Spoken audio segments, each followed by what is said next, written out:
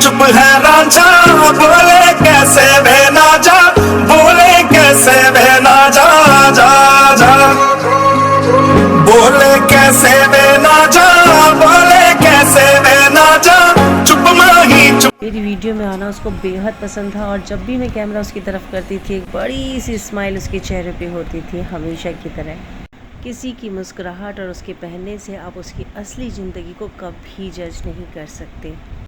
तो आज मैं इसी मुस्कुराहट के पीछे का दर्द आप लोगों से शेयर करना चाहती हूँ। सबसे पहले तो मैं बताऊँगी कि ये कौन है। ये हमारी हाउस हेल्पर है और काफ़ी वीडियो में आपने इसको मेरे साथ देखा होगा। इसको देखने से कोई भी अंदाज़ा नहीं लगा सकता कि ये इतनी छोटी सी उम्र में कितने दर्द के साथ जो है निकली है या दर्द में है। तो इसकी सबसे पहले तो मैं कहूँगी कि आप इसके पहनावे पे बिल्कुल भी मत जाना, क्योंकि जो भी ये कपड़े पहनती है वो हम लोग ही देते हैं।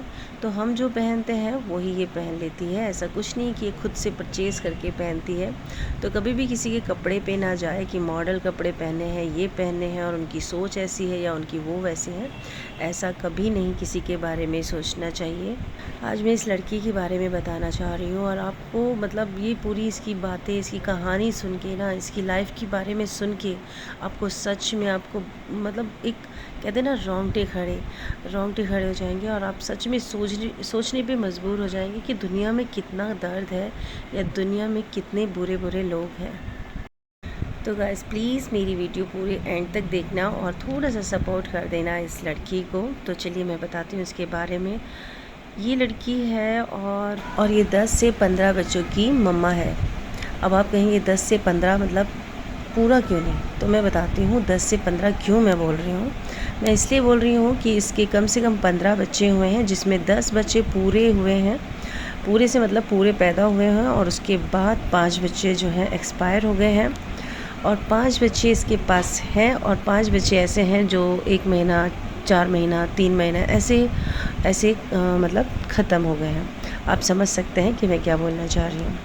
तो अब मैं इसके बारे में बताती हूँ। जब ये 15-16 साल की थी तब इसकी मम्मी ने इसकी शादी कर दी थी, क्योंकि ये बहुत गरीब फैमिली से थी, बहुत ज़्यादा गरीब से, मतलब इसके मम्मी पापा भी हैंडीकैप हैं, तो वो मांग के अपना गुजारा कर रहे थे। तो उसी समय उन्होंने सोचा कि ज़िम्मेदारी से मुक्त हो जाएंगे जब तक ज़िंदा हैं, तो उन्होंने 16 साल की उम्र में इसकी शादी कर दी थी पहली। तब इसको इतना नॉलेज भी नहीं था कि क्या चीज़ है क्या नहीं है, और शादी के तुरंत बाद ही ये माँ बनी। और माँ बनी ये कम से कम उस बंदे के 10 बच्चों की ये माँ बनी थी। 10 में से उसके 4 बच्चे, हाँ उसके 4 बच्चे जो हैं ज़िंदा हैं और 6 बच्चे उसके एक्सपायर हो गए थे। लेकिन वो बंदा रुका नहीं और हर साल उसको एक बच्चा होता था। आप सोच सकते हैं कि 10 साल ही उसके साथ रही तो 10 ही बच्चे इसने किए हैं। लेकिन बहुत सारा मतलब इसने जो है टॉर्चर सहा, क्योंकि बच्चे तो हो गए, बच्चों को खाने के लिए या इस लड़की को खाने के लिए उसके पास कुछ भी नहीं था।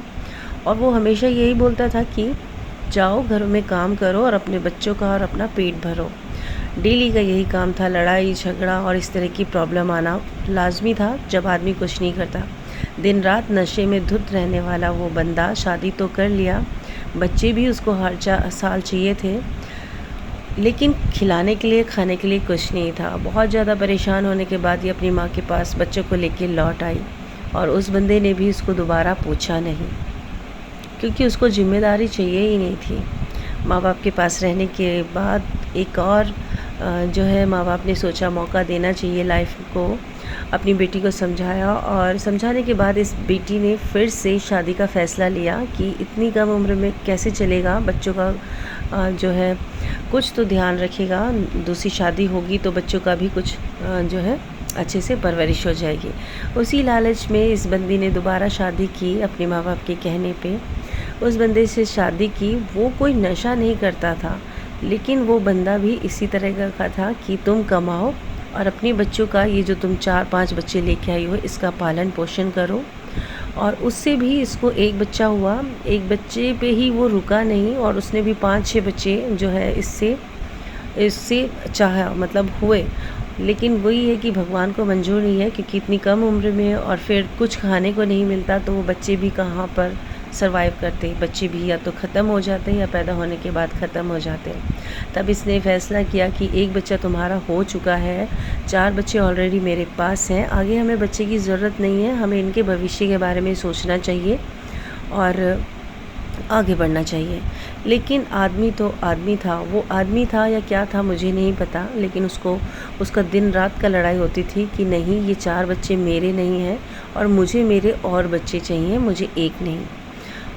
फिर भी ये लड़की अपनी लाइफ को जो उसने दोबारा शुरू की थी उसको बचाने में लगी रही और घरों में काम करना स्टार्ट कर दिया कि कुछ पैसे आएंगे तो शायद उसके पति का माइंड थोड़ा घूम जाएगा, बच्चों के लिए जो है कुछ हो जाएगा खाने पीने के लिए। लेकिन दिन रात की मारा पीटी जब भी वो आती थी उसके कहीं ना कहीं शरीर पे हम निशान देखते थे, क्योंकि उसका आदमी हमेशा यही चाहता था कि और बच्चे और बच्चे और बच्चे। ये जो इस तरह के आदमी होते हैं अनपढ़, इन लोगों को सिर्फ़ और सिर्फ बच्चों से मतलब होता है और उनका पालन पोषण उनको कैसे क्या करना है उससे कोई भी इनकी रिस्पॉन्सिबिलिटी नहीं होती है। जब भी वो काम पे आती थी हमेशा रोती रहती थी और हमेशा उसके चेहरे पे बहुत सारे निशान पड़े होते थे, हाथ पाँव पे बहुत सारे चोटों के निशान पड़े होते थे, क्योंकि डेली का काम था उसको मारना पीटना। क्योंकि वो एक ऐसी लड़की थी जो पहले पति को भी छोड़ के आई थी। उस बंदे का कहना यही था कि तुम उसे छोड़ के आई हो, उसके बच्चे लेके आई हो तो तुम बहुत ही गंदी लड़की हो या बहुत ही और इसी लायक हो कि मैं तुम्हें रोज़ मारूं पीटूं। इस तरह की सोच उस बंदे की थी। उसने घर में राशन लाना बंद कर दिया था और वो चाहता था कि खुद काम करे और खुद कमाए और खुद खिलाए, मुझे भी और बच्चों को भी। खुद भी वो काम नहीं करता था और मारना पीटना अलग था।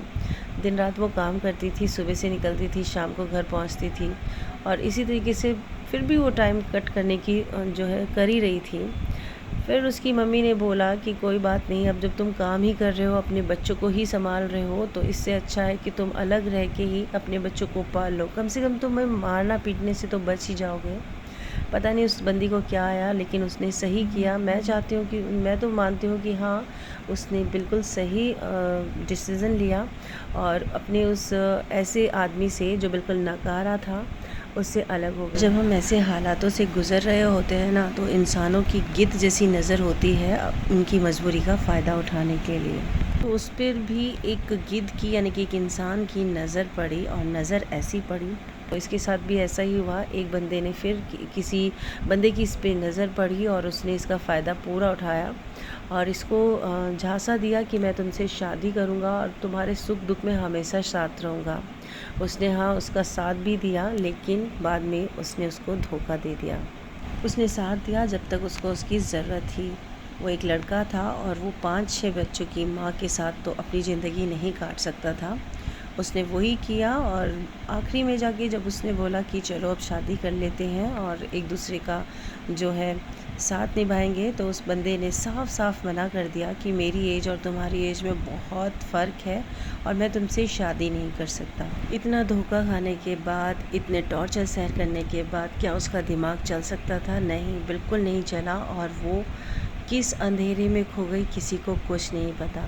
उसको एक अटैक पड़ा और उसके बाद से वो कहाँ गायब हो गई कुछ नहीं पता चला। उसकी लाइफ के बारे में, उसके बच्चों के बारे में कुछ नहीं पता। सिर्फ ये बोलते हैं कि उसके मम्मी पापा उसको ले गए, लेकिन वो बंदी जो है बिल्कुल सोचने समझने की बिल्कुल हालत में नहीं है, उसको कुछ समझ में नहीं आ रहा है और वो बेहोश भी हो गई थी। तो हमारे घर जब वो लास्ट टाइम बेहोश हुई थी, हमने तब भी वो देखा था। तब तक वो घर चली गई। उसके बाद जब हमने पता किया, उसका कुछ पता नहीं कि वो कहाँ है, कहाँ गई, कहाँ नहीं। जहाँ जहाँ वो काम करती थी हमने सब जगह पता किया, वो वहाँ पे भी काम करने के लिए नहीं आ रही है। मतलब उसकी लाइफ एकदम से अंधेरे में डूब गई। कहाँ चली गई, कहाँ नहीं चली गई, कुछ पता नहीं। तो बस मैं चाहती हूँ कि आप लोग उसके लिए प्रे करें और हम सब मिलकर उसके लिए प्रे करते हैं। वो जहाँ भी हो, भगवान करे वो ठीक हो, अपने बच्चों में हो। हम उसे ढूंढ ही रहे हैं, प्रेयर कर रहे हैं कि वो मिल जाए और जहाँ कहीं भी हो और बिल्कुल ठीक हो। तो आप सब भी प्लीज़ हेल्प कीजिए उसके लिए बस प्रेयर कर दीजिए, दुआ कर दीजिए, क्योंकि दुआओं में बहुत असर होता है।